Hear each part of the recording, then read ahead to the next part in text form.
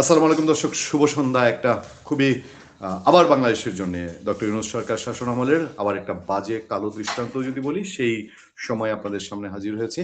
এবং আমরা এর আগে বেশ কয়েকটি আলোচনায় বলেছি, আমরা সাংবাদিক হিসেবে, আমাদের সিনিয়র হিসেবে সাংবাদিক আনিস আলমগীরের সঙ্গে আমাদের সম্পর্ক যোগাযোগ আমরা এবং ব্যক্তি পরিসরে আমাদের যে সম্পর্ক সেটাকে আলাদা রেখে আজ যে ঘটনা ঘটেছে, আনিস আলমগীরকে গতকাল অ্যারেস্ট করা হয়েছে, বিস্তারিত বলবো। তার আগে আমি জানিয়ে নিই, আজকে আমাদের সঙ্গে এই লাইভ শোতে আমাদের পূর্ণিয়ার খোঁজ, পূর্ণিয়ার ভিউ ইউটিউব চ্যানেল এবং ফেসবুক পেজে এবং দর্শকদের উদ্দেশ্যে সারা পৃথিবীর যে যেখান থেকে দেখছেন সবাইকে জানাচ্ছি সালাম আলাইকুম এবং শুভ সন্ধ্যা। আপনাদের সঙ্গে বিশ্লেষণ করতে আছেন সিনিয়র সাংবাদিক শঙ্কর মিত্র। শঙ্কর দা, আমি সরাসরি সাবজেক্টে চলে যাচ্ছি। আনিস আলমগীরকে গতকালকে তার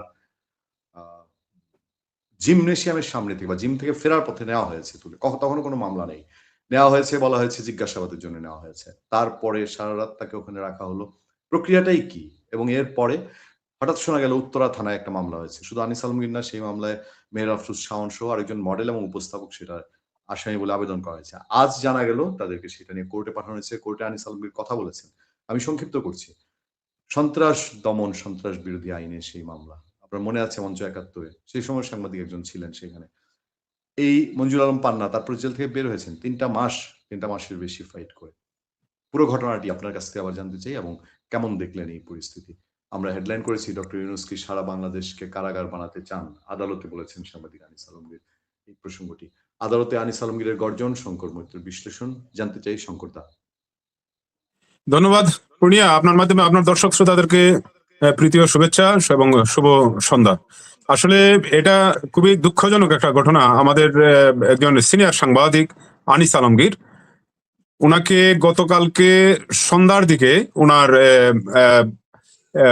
বাসার পাশ থেকে বা একটা জিম থেকে উনাকে ডিবি কার্যালয়ে আটক করে নিয়ে যাওয়া হয়। যে উনাকে বলা হয় যে ডিবি প্রধান উনার সঙ্গে কথা বলতে চাচ্ছেন। তো উনি গিয়েছেন এবং আমরা পরবর্তীতে যা দেখলাম আর কি, যে সারা রাত ওনাকে ডিবি কার্যালয়ে রাখা হয়েছে।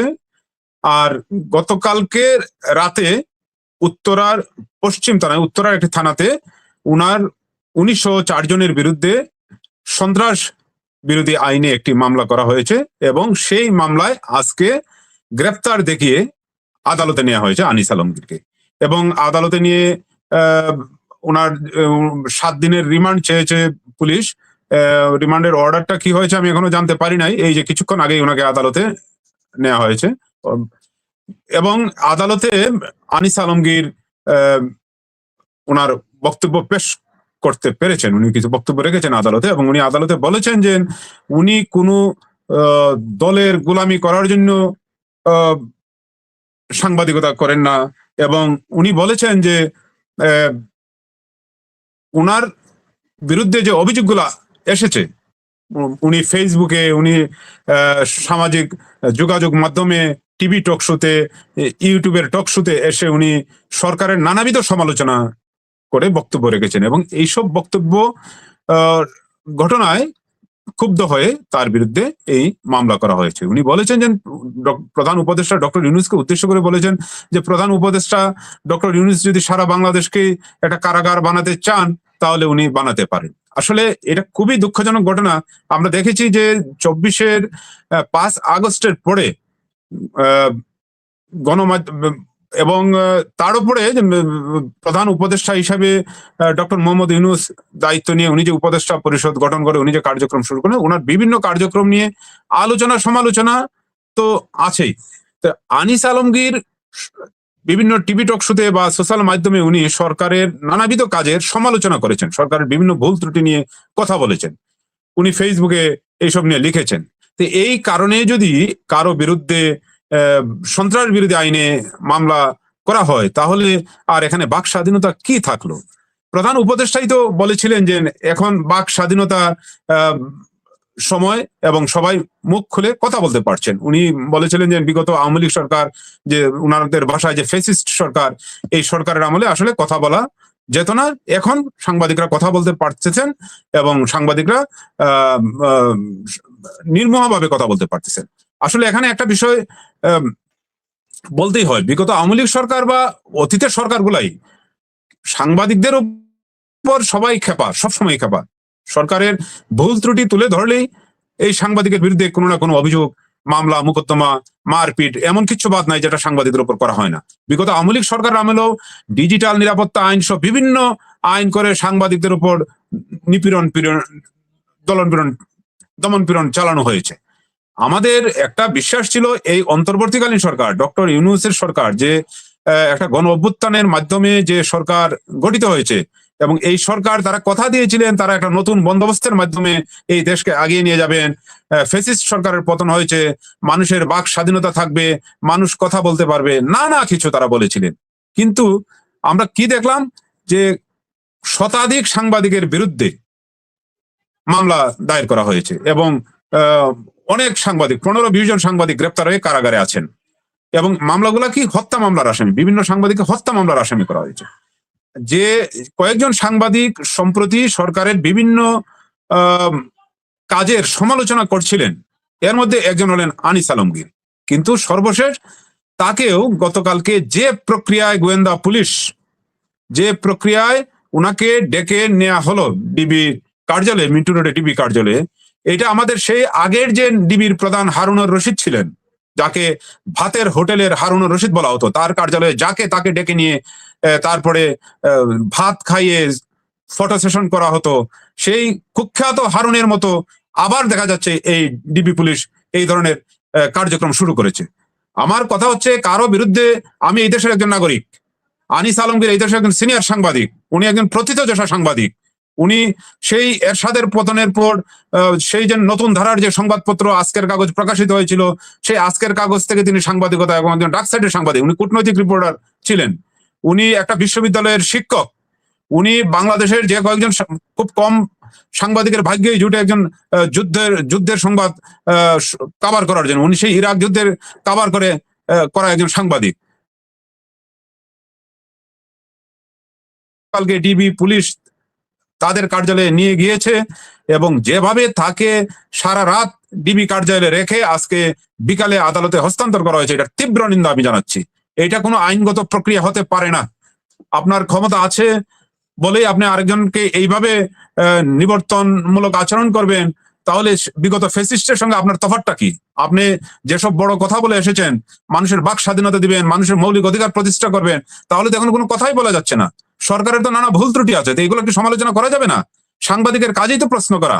আমরা যারা গণমাধ্যম কর্মী, আমরা কারো কোনো দলের দাস না, আমরা কারো কোনো দলের সুবিধাভোগী না, কোনো দলের পক্ষে কথা বলার জন্য সাংবাদিকতা না। আমরা ঘটনা সত্য তুলে ধরতে চাই এবং শাসককে আমরা প্রশ্ন করতে চাই যে আপনি এটা কি করলেন। আনিস আলমগীর সেই প্রশ্ন করেছেন, সেই প্রশ্ন করার কারণেই তিনি সরকারের চক্ষুশূল হয়েছেন। আনিস আলমগীর আজকে গ্রেপ্তার হবেন, আমি কথা বলবো, আমি গ্রেপ্তার হবো, তাহলে তো কেউ কথা বলতে পারবে না, তাহলে এই রাষ্ট্র চলবে কিভাবে? আমি আনিস আলমগীরকে যে প্রক্রিয়ায় গ্রেপ্তার করা হয়েছে, আচ্ছা দেখেন, উনাকে কালকে বিকালে সন্ধ্যার সময় ডিবি কার্যালয়ে নেওয়া হয়েছে, রাত 2টার সময় উনার বিরুদ্ধে সন্ত্রাস বিরোধী আইনের একটা মামলা করে উনি সহ আরেকজন অভিনেত্রী, ওই জন্য প্রখ্যাত লেখক হুমায়ুন আহমেদের স্ত্রী মেহের আফরোজ শাওন, 4 জনকে আসামি করা হয়েছে, এর মধ্যে আনিস আলমগীরকে গ্রেপ্তার দেখানো হয়েছে। তো এটা কি কোনো কথা হতে পারে? পৃথিবীতে আইনের দৃষ্টিতে এমন নজির তো কোথাও নেই যে আপনি আগে গ্রেপ্তার করবেন, তারপরে আপনাকে মামলার আসামি করবেন। এটা তো ভয়ঙ্কর ঘটনা। এটা তো ফ্যাসিস্ট আমলের চেয়ে আরো ভয়ঙ্কর ফ্যাসিস্ট আচরণ করা হচ্ছে। আনিস আলমগীর মৌলিক অধিকারের লঙ্ঘন না, এটা মানবাধিকার লঙ্ঘন। আমি উচ্চ আদালতকে দৃষ্টি আকর্ষণ করতে চাই, আমি এই দেশের মানবাধিকার কর্মী যারা আছে তাদেরকে দৃষ্টি আকর্ষণ করতে চাই যে এই ধরনের অমানবিক কাজ বন্ধ করার জন্য সরকারের উপর প্রেসার ক্রিয়েট করতে হবে। সরকার সরকারের মতো কাজ করুক, সরকারের ভালো কাজে আমরা ভালো বলবো, সরকার খারাপ কাজ করলে এটা অবশ্যই সাংবাদিক হিসেবে আমরা সমালোচনা করব। এটা হচ্ছে আমাদের পেশার দায়িত্ব, এটা আমাদের নৈতিক দায়িত্ব। আনিস আলমগীর উনি পেশাদারি আচরণ করেছেন, উনি এই শাসকদেরকে প্রশ্ন করার জন্য প্রশ্ন করেছেন। পূর্ণিয়া দাদা, একটা জিনিস দেখেন যে কতটা ন্যাক্কারজনক এবং নিন্দনীয়। আপনার ওনাকে 5 দিনের রিমান্ড মঞ্জুর করা হয়েছে, এবং আমরা ধারণাও করতে পারি যেহেতু এই মামলাতেই মেহের আফরোজ শাওন, কিংবদন্তি কথা সাহিত্যিক, তার স্ত্রী মেহের আফরোজ শাওনকেও আমরা আশঙ্কাই করতে পারি যে তাকেও গ্রেফতার করা হবে, যে একই মামলার একই আসামি, তাকে একবার ডিবিতে নেওয়া হয়েছিল এর আগে। আমাদের সম্পাদকীয় পরিষদ এই ঘটনাটা আনিস আলমগীরের ঘটনার নিন্দা জানিয়ে সেটাই বলেছে যে একজন সাংবাদিককে ডিবি অফিসে ধরে নিয়ে গিয়ে তারপরে সন্ত্রাস দমন আইনের মামলা, এই সন্ত্রাস দমন আইন মামলা নিয়ে কত সমালোচনা হয়েছে। শেখ হাসিনা সরকারের আমরা কত অসংখ্য সমালোচনা করেছি। আপনি দেখেন আজকে আমরা কোন প্রেক্ষাপটে আছি, অসংখ্য কমেন্ট আছে সেখানে। আমার একটা কমেন্টে চোখ পড়েছে যে তারা কতটা অন্ধ হয়ে গেছে, যে এখন বলছে যে আওয়ামী লীগ সময়ে আপনারা কথা বলেননি, এখন আসছেন কথা বলতে, দেশে আসেন, মানে তাদের ধারণা যে আমরা দেশে নাই। হ্যাঁ, মানে হাসিনার আমলে বাক স্বাধীনতা কই ছিল, এই টাইমে কথা ছিল কই, এখন বড় বড় কথাটা শুনতেন না, দেশে আসেন। আমার ধারণা কি জানেন, এই লোকগুলো বরাবরই একটা পোর্শনে কোনার ব্যাংক। শেখ হাসিনার সরকারের সময়ে আমরাই কথা বলেছি। আজকে যাদেরকে তারা হুমকি দিচ্ছে, অবশ্যই আমরা কথা বলেছি, এদের মুখ বন্ধ করতে হবে। আজকে আবার না এমন দিন আসে এই লোকদের জন্যই, যারা আজকে এগুলো করছে, এদের জন্য এই আনিস আলমগীর বা আমাদেরকে আবার কথা বলতে হবে ঝুঁকি নিয়ে। অবশ্যই। আমার কথা হচ্ছে আমার কথা এখানে স্পষ্ট। আমি বলতে চাই, এই যে আচরণ করা হচ্ছে গণমাধ্যমের উপর, সাংবাদিকদের উপর, শান্তিতে নোবেলজয়ী ডক্টর মোহাম্মদ ইউনূস, ওনাকে নিয়ে রাজনৈতিক দলগুলোর কি আচরণ, কি বক্তব্য, সেই প্রসঙ্গে আমি যাব না। আমি একজন গণমাধ্যম কর্মী, আমি আমার গণমাধ্যমের স্বাধীনতা চাই, আমি কথা বলার স্বাধীনতা চাই, আমি লেখার স্বাধীনতা চাই।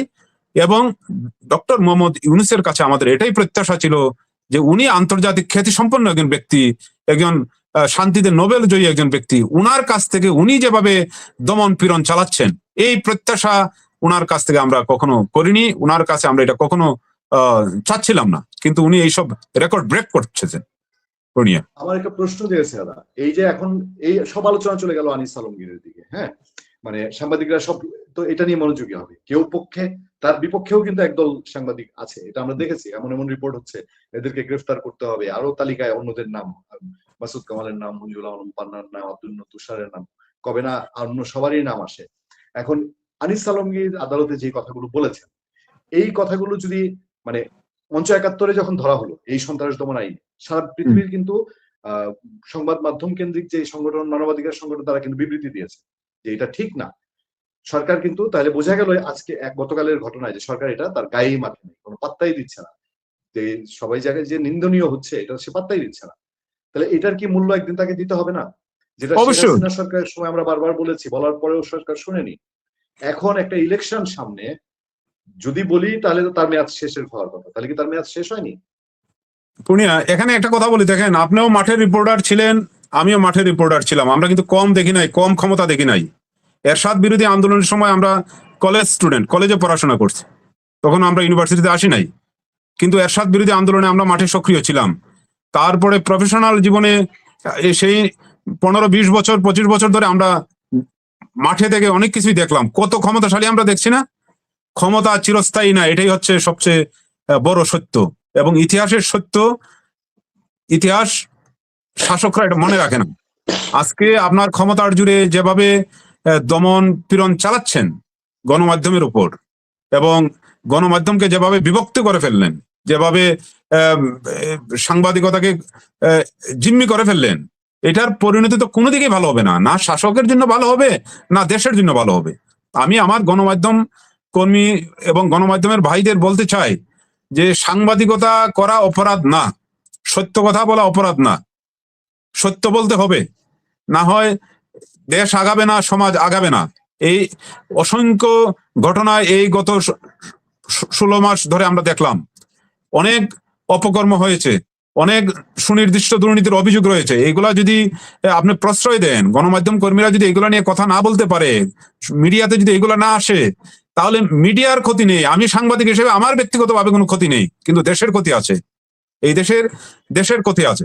আপনি বিগত সময়ে আওয়ামী লীগ আমলের দুর্নীতি অপশাসনের বিরুদ্ধে কথা বলা সম্ভব হয় না, এটা বলা যাবে না, হয়েছে, কিন্তু হলে এখানে নানাবিধ আইনের বাধা সৃষ্টি করা হয়েছে। যে বললাম যে ডিজিটাল নিরাপত্তা আইন দিয়ে অনেক সাংবাদিকের বিরুদ্ধে মামলা হয়েছে, অনেকের কারাগারে পড়া হয়েছে, কিন্তু এইভাবে যাকে খুশি তাকে ধরে নিয়ে এবং এইভাবে হত্যা মামলা দিয়ে সাংবাদিকদের জেলে পোড়া, এমন ঘটনা কখনো ঘটে নাই।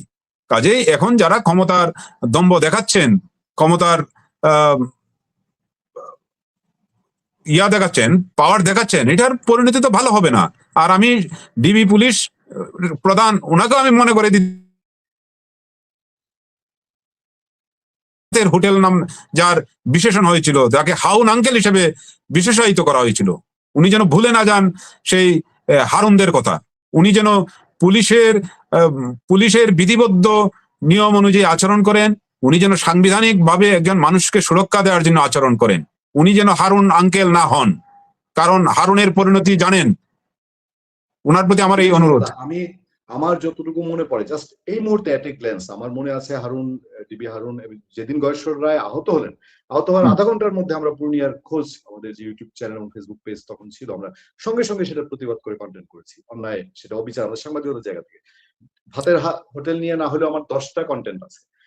ডিবি হারুনের একটা সাংঘাতিক রাজত্ব ছিল মিঠামইনে। সে তখন ডিবির প্রধান, সেই সময়ে পূর্ণিয়ার খোঁজ পেজে ঢুকলে এখনো পাওয়া যাবে। সরজমিন তার সেই প্রেসিডেন্ট রিসোর্ট, সেটার অনিয়ম, মানুষের উপর অবিচার, সেগুলো নিয়ে রিপোর্ট করেছি। কিন্তু আজকে যদি আমরা বলি যে এই অন্যায়ের জন্য দোষী সাব্যস্ত করি, তাহলে কি সেটা আমরা সেই সময়কার মতো নিরাপদ হবো? দাদা, আমি দু একটা কমেন্টে একটু যেতে চাই, আমার চোখে পড়েছে বেশ অসংখ্য কমেন্ট আসছে। বর্তমান দেশ চালাচ্ছে রাজাকার, সেই রাজাকারের প্রভাবে দেশ চলছে। তারপর মন খুলে সমালোচনা করতে বলেছে এই সরকার, এখন মন খুলে আটক করছে সাংবাদিকদের। আমাদের পরিবারের একজনকে বাসা থেকে নিয়ে 8টা ইটের গুঁড়া 6টা কাঠের লাঠির মামলা দিয়ে ম্যাজিক দেখিয়েছে। তারপর জুলাই আগস্টের পর থেকে ভালো মন্দ, ন্যায় অন্যায়, নিয়ম নীতির রেকর্ড, এই ইন্টারনেট যুগে কোনো কিছুই গোপন রাখার সুযোগ নেই। বাংলাদেশের সাংবাদিকরা হাতে পায়ে চুরি পরে চলা উচিত, কারণ তাদের এই ভাইকে জেল রিমান্ডে সবকিছু চলছে। আমাদের এলাকায়ও ছেলে ধরে তারপর মামলা করে। আরেকটা কমেন্ট করেছেন একজন যে পূর্ণিয়া ভাই আপনার নামও দিছে, মানে ওই যে তালিকা যে এদেরকে আটকান, যে সালামগীর। এখন এটা আসলে কোন সাম্রাজ্য, কোন সিচুয়েশন যে কথা বলার কারণে, জাস্ট কথা বলা আর কিছুই না, এবং একটা শ্রেণী তারা বললো যে এই লোকগুলার আর কথা বলতে দেওয়া যাবে না। অপরাধ কি? এই কথাগুলা নাকি আওয়ামী লীগকে উৎসাহিত করে, ছাত্রলীগকে উৎসাহিত করে, তারা দেশের নৈরাজ্য সৃষ্টি করার জন্য। এই প্রসঙ্গে দেখেন, আপনি যে বললেন যে হারুনের প্রসঙ্গটাই বলেন, এবং আমি এই কথাটা আবারও বলতে চাচ্ছি এই কারণে যে এখন যে ডিবি পুলিশের প্রধান আছেন অথবা পুলিশের যারা দায়িত্বশীল পদে আছেন, তাদেরকে আসলে এগুলো মনে রাখা উচিত। 24-এর 5 আগস্ট যে গণ অভ্যুত্থানের আগে পরের পুলিশের ভূমিকা সম্পর্কে আমরা জানি। আমরা পুলিশের ওপর যে পুলিশ গুলি করেছে, পুলিশের উপরও নির্যাতন হয়েছে, পুলিশ হত্যাকাণ্ডের ঘটনাও ঘটেছে, এবং মানুষ পুলিশের উপর কিন্তু বিক্ষুব্ধ ছিল কি কারণে? কারণ যে পুলিশগুলো নেতৃত্বে ছিল, আপনি ধরেন সেই আইজিপি বেনজিরের সেই হাজার হাজার কোটি টাকার করাপশন, হ্যাঁ, এইগুলা রাষ্ট্র কোনোদিন তাকে প্রশ্ন করে নাই, তার ডিপার্টমেন্ট কোনোদিন প্রশ্ন করে নাই যে বেনজির তুমি এত টাকার মালিক কিভাবে হলে।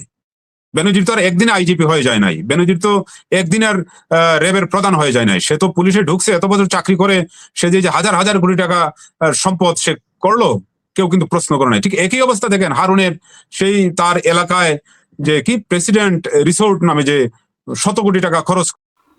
ডক্টর ইউনূস কি বাংলাদেশটাকে কারাগার বানাতে চায়? 15-20টা ফ্ল্যাট, বাড়ি, সহায় সম্পদ থাকলো, এইগুলা নিয়ে কি রাষ্ট্রকেও প্রশ্ন করে নাই?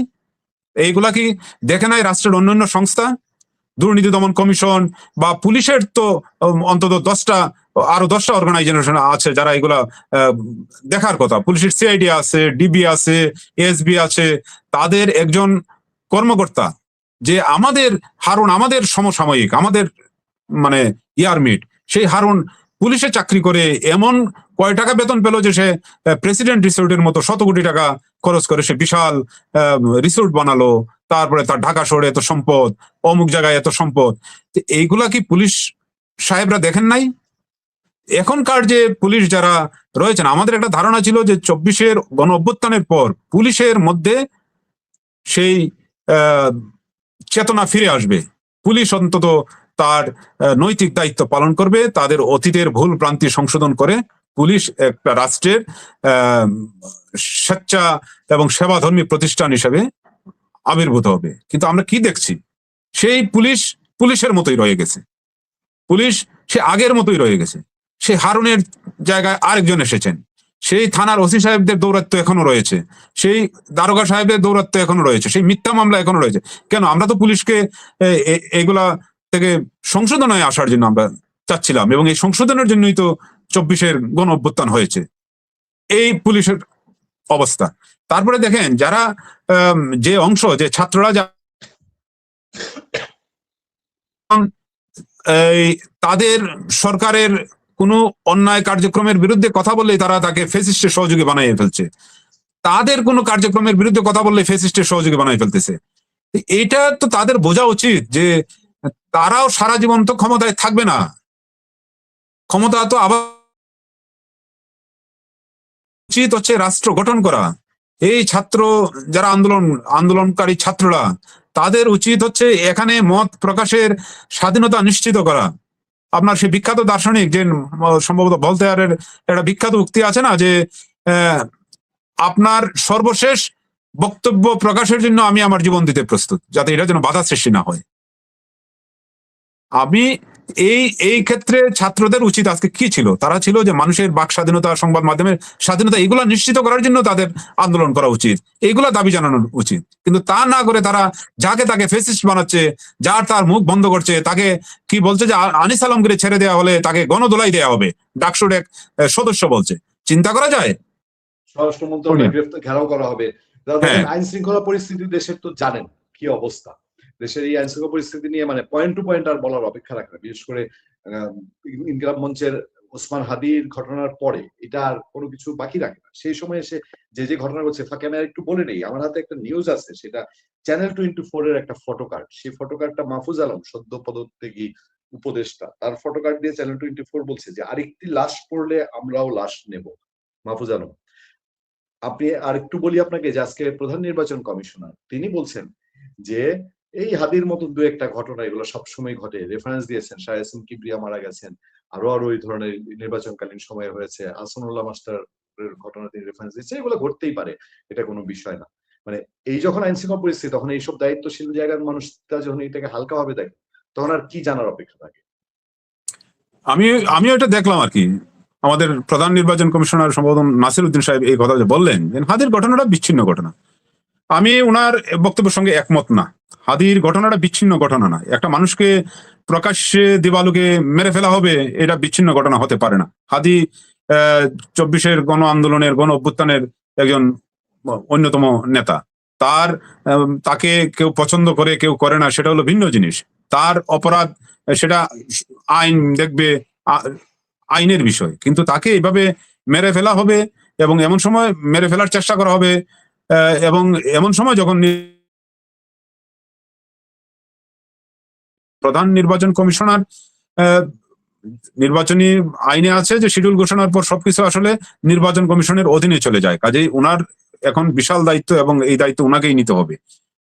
অতীতে এমন ঘটনা ঘটেছে এবং আমাদের দেশে যেসব নির্বাচন হয়, নির্বাচনের সময় আইন শৃঙ্খলা পরিস্থিতির অবনতি ঘটে, খুন খারাপের ঘটনা ঘটে, কিন্তু সিসি নিজেই যদি বলেন যে এগুলো কোনো বিচ্ছিন্ন ঘটনা এবং এটা থেকে নির্বাচন বানচাল বা নির্বাচন পেছানো বা নির্বাচন কোনো ঝামেলা হবে না, সেটা উনি হয়তো উনার অবস্থান থেকে বলেছেন, কিন্তু আমরা এটা নিয়ে আতঙ্কিত এবং আমরা আশঙ্কা প্রকাশ করছি যে এইভাবে যদি বিচ্ছিন্ন ঘটনা বলে চালিয়ে দেওয়া হয়, তাহলে তো প্রতিদিনের এই ধরনের ঘটনা ঘটবে। আর আরেকটা বিষয় হলো যে আমরা অতীতে দেখেছি যে শিডিউল ঘোষণার পরে বা নির্বাচনের আগে অবৈধ অস্ত্র উদ্ধার অভিযান, সন্ত্রাসীদের পাকড়াও, নানা কিছু চলে, কিন্তু এবার কিন্তু এখন পর্যন্ত এগুলা লক্ষণীয় না। আপনি এবার তো হাতে হাতে অস্ত্র, কারণ হচ্ছে 5 আগস্টের ঘটনায় প্রচুর থানা লুট হয়ে এসব অস্ত্র উদ্ধার করা যায় নাই। আপনি গণভবন যখন লুটপাট হলো, গণভবনে কিন্তু এসএসএফ এর অত্যাধুনিক অস্ত্র ছিল, এগুলোও কিন্তু লুট হয়ে গেছে। তো অস্ত্র এবং চোরাচালানের মাধ্যমে তো অস্ত্র আসছেই, কাজেই অস্ত্র উদ্ধার না করে এইভাবে যদি বলে দেয়া হয় যে বিচ্ছিন্ন ঘটনা, তাহলে তো পরিস্থিতি আরো অবনতির দিকে যাবে। প্রধান নির্বাচন কমিশনার উনি হয়তো সেই অপরাধ বিজ্ঞানের ভাষায় বলেছেন, যেন আপনারা জানেন যে অপরাধ বিজ্ঞানে খুন কিন্তু খুব একটা অপরাধ না এবং আইন শৃঙ্খলা পরিস্থিতির জন্য অবনতির জন্য এটাকে দায়ী করা হয় না। যেমন ধরেন কোনো থানায় যদি একাধিক খুনের ঘটনা ঘটে, সেখানে কিন্তু এটা আইন শৃঙ্খলা পরিস্থিতির অবনতি হয়েছে বলা যাবে না এবং এখানকার যে ভারপ্রাপ্ত কর্মকর্তা, ওনাকে সেই জবাবদিহি করার প্রয়োজন পড়ে না। কিন্তু কোনো থানায় যদি ডাকাতি হয়, চুরি ডাকাতি হয়, তাহলে বলা হয় যে এখানে আইন শৃঙ্খলা পরিস্থিতির অবনতি। কাজেই খুন যে অপরাধের ঠিক সেই ধরনের সংজ্ঞায় পড়ে না, এটাই মনে করছেন কিনা প্রধান নির্বাচন কমিশনার আমি ক্লিয়ার না। তবে ওনার এই বক্তব্য বরং অপরাধীরা আরো প্রশ্রয় পাবে। পূর্ণিয়া। আমি আমি আমরা আরো সারা দেশে তো একের পর এক ঘটনা, অসংখ্য ঘটনা ঘটেই যাচ্ছে। অনেক অনেক নিউজ আজকে আমেরিকার মার্কিন দূতাবাস আবার নিরাপত্তা সতর্কতা জারি করেছে সাংঘাতিকভাবে। এসব তো একটা খুবই বাজে আলামত যে বাংলাদেশ আইন শৃঙ্খলা পরিস্থিতি কি। আমি আরেকটা বিষয় আপনার একটু নজর দিতে চাই যে উচ্চ আদালতে প্রধান বিচারপতি তার মেয়াদ শেষ। এখন শেষ পর্যন্ত কি পরিস্থিতি আছে? নতুন প্রধান বিচারপতি কাকে আমরা পাচ্ছি? আমরা কিন্তু এখনো কোনো ঘোষণা শুনিনি। ধন্যবাদ, কি ধন্যবাদ অবস্থা? মুনিয়া। প্রধান বিচারপতি বর্তমান প্রধান বিচারপতি সৈয়দ রেফাত আহমেদ, উনি আগামী 28 তারিখ পর্যন্ত আছেন প্রধান বিচারপতির দায়িত্বে। কিন্তু গতকাল উনি উনার বিদায়ী ভাষণ দিয়েছেন এবং কোর্ট শীতকালীন ছুটি শুরু হয়ে যাচ্ছে বলে উনি হয়তো আগেই ওনার ভাষণ প্রক্রিয়া শেষ করেছেন। তো এটা পরবর্তী প্রধান বিচারপতি কে হবেন এটা নিয়ে তো এখন আমি আর প্রশ্ন করতে চাই না, এবং এটা নিয়ে আমি আর কোনো কৌতূহল নেই। কি কারণে? যে আমরা নতুন এই সরকার এবং এই রাষ্ট্র ব্যবস্থার শাসন ব্যবস্থার পরিবর্তন হয়েছে নতুন বন্দোবস্তের জন্য, এবং নতুন বন্দোবস্ত হলো সবকিছু বিধি অনুযায়ী হবে। তো বিধি অনুযায়ী যদি হয় তাহলে তো পরবর্তী প্রধান বিচারপতি হবেন আপিল বিভাগের পরবর্তী জ্যেষ্ঠ বিচারপতি যিনি আছেন তিনি। যেমন আপিল বিভাগের পরবর্তী জ্যেষ্ঠ বিচারপতি হলেন আশফাকুল ইসলাম, তাহলে স্বাভাবিক দৃষ্টিতে আশফাকুল ইসলামই পরবর্তী প্রধান বিচারপতি হওয়ার কথা। এবং আপনারা এটাও জানেন যে প্রধান বিচারপতি নিয়োগের এখতিয়ার কিন্তু একমাত্র রাষ্ট্রপতির। আমাদের সংবিধানে এই এখতিয়ার শুধু রাষ্ট্রপতিকে দেওয়া হয়েছে, এবং এই ক্ষেত্রে রাষ্ট্রপতি কারো পরামর্শ গ্রহণ করতে হয় না। সংবিধানের যে সম্ভবত 48 অনুচ্ছেদে যেখানে রাষ্ট্রপতির ক্ষমতার কথা বলা হয়েছে, উনি কিন্তু দুইটা কাজ করতে পারেন। এক নম্বর হচ্ছে প্রধানমন্ত্রী নিয়োগ, এবং প্রধান বিচারপতি নিয়োগে রাষ্ট্রপতি কারো পরামর্শ নিতে হয় না। বাকি সব কাজে রাষ্ট্রপতিকে কিন্তু প্রধানমন্ত্রী পরামর্শ নিতে হয়।